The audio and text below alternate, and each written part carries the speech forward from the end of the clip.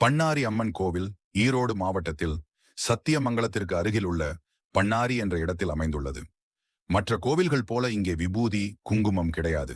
அதற்கு பதில் புற்றுமண் தான் பிரசாதமாக வழங்கப்படுகிறது. முன்பொரு காலத்தில் சலவை தொழில் செய்யும் தம்பதி தங்களின் சலவை துணிகளை துவைப்பதற்காக ஒரு பெரிய மலையின் கீழ் ஓடும் ஆற்றுக்கு அவற்றை எடுத்துச் சென்றனர். அப்போது அந்த பெண் நிறைமாத கர்ப்பிணியாக இருந்துள்ளார். துணி துவைக்கும் வேளையில் கடுமையான மழை பெய்து கொண்டிருந்தது. அந்த சமயத்தில் அந்த பெண்ணுக்கு பிரசவலி ஏற்பட்டது. உதவி செய்ய யாருமே அருகில் இல்லாததால் அவளது கணவன் பிரசவம் பார்த்தான். அந்த பெண்ணுக்கு 2 பெண் குழந்தைகள் பிறந்தது. அதில் ஒரு குழந்தையை தூக்கி கொண்டு மற்றொரு குழந்தையையும் தூக்க முயன்ற போது இருவராலுமே அந்த குழந்தையை தூக்க முடியவில்லை.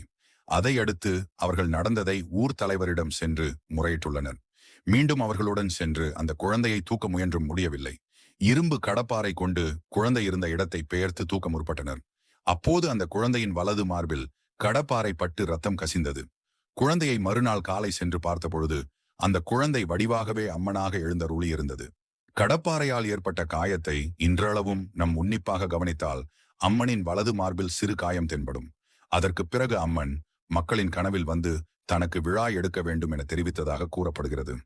திருவிழா தினத்தன்று அனைவரும் பச்சை மாவு எடுத்துக்கொண்டு வடக்கு பக்கம் நோக்கி சென்றுள்ளனர். அப்போது சலவை தொழிலாளியான பெண் ஒருத்தி வறுமை காரணமாக புளியங்கொட்டையை மாவாக அரைத்து தெற்கு நோக்கி சென்றுள்ளார்.